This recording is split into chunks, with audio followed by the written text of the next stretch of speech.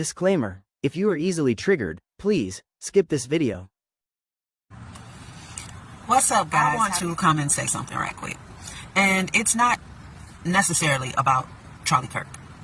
It's more about America and us as Americans, okay? Which we need to be proud to be Americans. And I want to start with a quote from Kendrick Lamar. They run to America to imitate heritage, but they can't imitate this violence. Everything that happens in this country that's violent isn't always blame the left or blame the right. If we know anything about our country, it's always been these people versus these people. We had the Union versus the Confederates.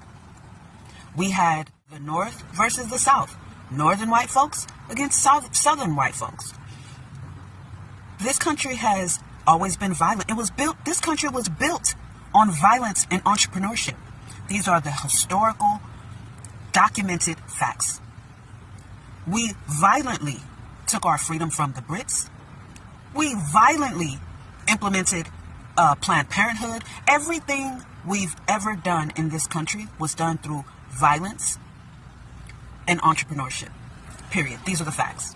Entrepreneurship is the reason why we have so many workers. And that's just what it is. That's not violence, and division is spoken about all through scripture. Read the Torah. Read the entire Holy Bible. Read the Quran. Read anything. Just read, right? And we'll see this. It's not about, oh, MAGA, oh, the this, that, and the third. It's not about that. It's really who we are. Not only us, it's who the world is. Why do you think people are talking about all the other things that's going on around the world that is violent? It's not just America. It's the world. And it was written. It's called balance. Period. It's just like you cannot have one without the other. Just like you cannot have one side of your body without the other side of your body. How would you know how good it feels to be healthy if you've never, ever, ever been sick? How would you know how great the sun feels if you've never, ever, ever had cloudy, overcast days? How would you know what it's like to rejoice when a life is born if you've never experienced the death of one? It's just what it is, and it's what it's always been. We can't have a world with we've never had a world without violence. Period. And lastly, I just want to say this.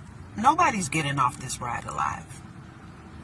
And to bring it to Charlie Kirk, who I didn't follow him or watch, anything he talked about, because I live my own life. I'm in my own lane. I'm not caught up into what everybody else is doing because I'm doing what I'm doing.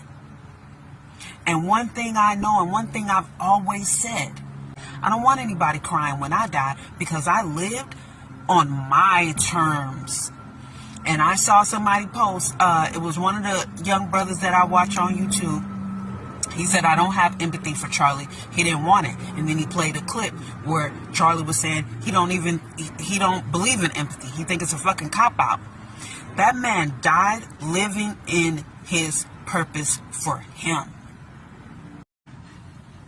which is more than what we can say for most people. They say Mondays are the day when a lot of people die and have heart attacks, and because they're working at jobs that they absolutely hate, that are physically making them sick. How many of y'all are living your life on your terms with no excuses of, oh, I got kids, I got blah, blah, blah, blah, blah, without any fear, without any apprehension? How many people can say they're living their life on their terms, and if they die right now, their soul will be satisfied because they died on their own, living their own life their way? That man was speaking his truth and doing what he loved. His death is not sad. It's not a tragedy. But at the end of the day, they made a martyr out of him. Charlie Kirk is now alive forever. He has been immortalized in the history of America. He will forever be remembered. Do you think he would be sad about that? Fuck no. Fuck no. He's reveling in that. Like, at the end of the day, he won. He won. So here's the lesson that I want you guys to take from this. Here's the moral of the story for me. Live. Live, man. Live. Before you die, live. If you're already walking dead because you hate everything about your life, live. Live. Because 10 minutes from now is not promised to you. The next breath is not promised to you. Live. Live your life. Because it's yours to choose. Every decision you make is a decision.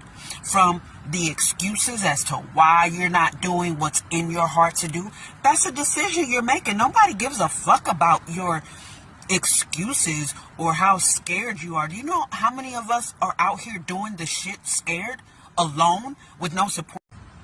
No one cares. No one cares. And why would you want it? This is another thing I've been saying since I was a teenager. I don't want to die on my bed. If I die on my bed, it's going to be after doing some shit, living my life how I want to. I don't want to just die with regrets. And I definitely don't want to be sick for a long time with no hope of ever having an opportunity to do it again, with nothing but regret. I should have.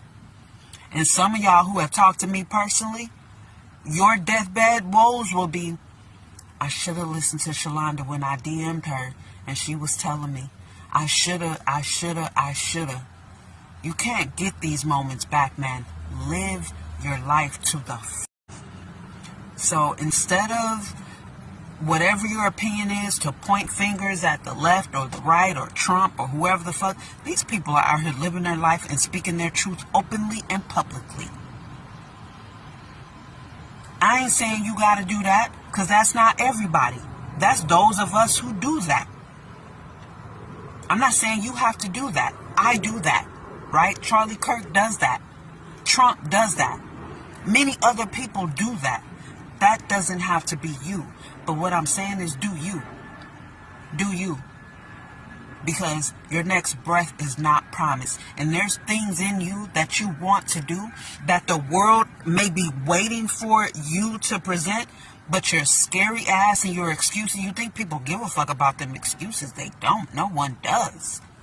All you're doing is killing yourself more and more inside. So just live.